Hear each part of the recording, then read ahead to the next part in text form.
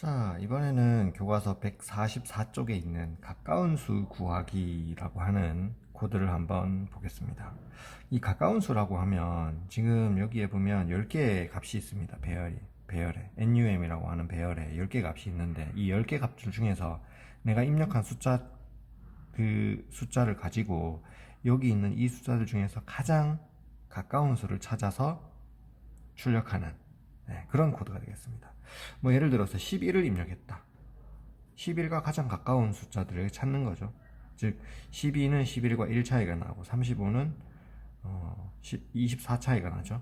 네, 이렇게 얘는 40 차이가 나는 거죠. 그래서 차이 값을 다 구해서 그 차이 값 중에 제일 작은, 결국은 제일 작은 게 12가 되겠죠. 그죠? 그래서 11과 제일 가까운 수는 이 배열에서 12가 출력이 되겠다는 거죠. 찾아지게 되겠다는 거죠. 자, 그래서 가까운 수는 결국 여기에 보면 변수가 여러 개 있는데 이 difff라고 하는 이 변수, 그 다음에 nearest라고 하는 이 변수, 그 다음에 mean이라고 하는 이 변수가 어떤 목적으로 사용되었는지를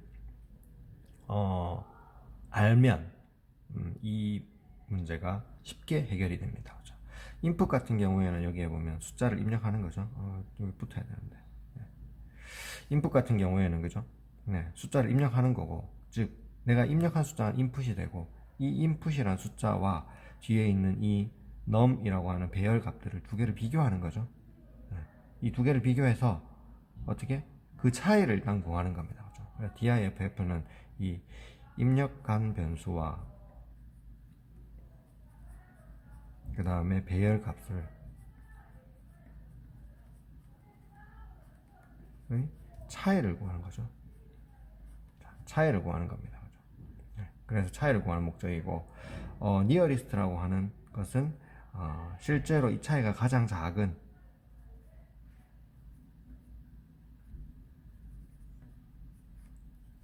수, 즉 우리가 출력을 목적으로 하는 가장 작은 수, 가까운 수가 되겠죠. 네, 될 것이고, mean이라고 하는 것은 이 입력한 값과의 배열 값과의 차이 중에서 제일 작은 것을 찾아내기 위해서, 제일 작은 차이를 찾아내기 위해서 이 mean이라고 하는 변수를 쓴 겁니다. 그죠? 네. 자, 그러면 이제 코드를 한번 보겠습니다. 이렇게 NUM 변수에는 배열에는 이런 값들이 10개가 들어있고, 자, 그럼 여기 숫자를 하나 입력하겠죠? 그러면 diff 변수가 어떻게 동작하는지 봅시다. 만약에 이 i 변수는 이제 0에서부터 9까지 변하는 거고, 즉 여기 있는 숫자들 하나씩 가져오게 되는 거죠. 네.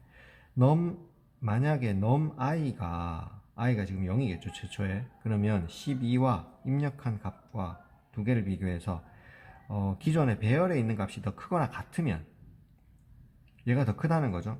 그러면 num에다가 input 값을 빼고, 그렇지 않다는 말은 input 값이 더 커지는 거죠. input 값이 더 크면 input 값에다가 num i를 빼는 거죠. 그러면 결국은 이 차이라는 것은 우리가 이 차이는 양수로 해줘야지, 얘가 만약에 음수가 나오게 되면 이 크기 비교하는데 조금 어려움이 있습니다. 그죠? 가까운 수기 때문에 차이를 구하는 이 양수로 표현을 해줘야 되죠. 그죠? 이 차이는. 그죠? 그래서 여기 있는 요런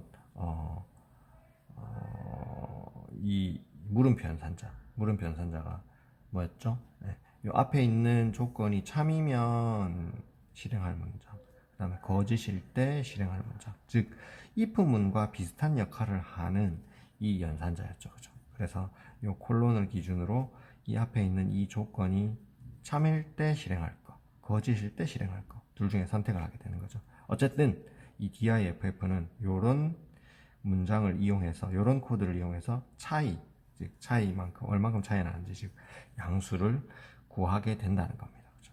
그러면 이제 이 차이를 구했으면 이 차이와 민이 처음 초기값이 100인데 이 100보다 차이가 더 작겠죠, 기본적으로. 입력값이 얼마가 될지 모르겠지만 입력값은 쌤이 보기에 100 이하의 숫자가 들어올 것 같아요. 만약에 100 이상의 숫자가 들어오거나 아주 큰 숫자가 들어와 버리면 차이 값이 더 커지거나 뭐 그런 문제가 있을 것 같긴 한데, 어쨌든 민 값이 더 크면 얘보다 이제 이 차이 값을 민으로 바꾸고 니어리스트 값을 여기다가 num i 값을 니어리스트에 집어넣어 준다는 거죠. 그죠? 그럼 예를 들어서 우리가 11일 때 한번 해봅시다. 어떻게 되는지. 그죠? 그러면 인풋이 11이 될 거고,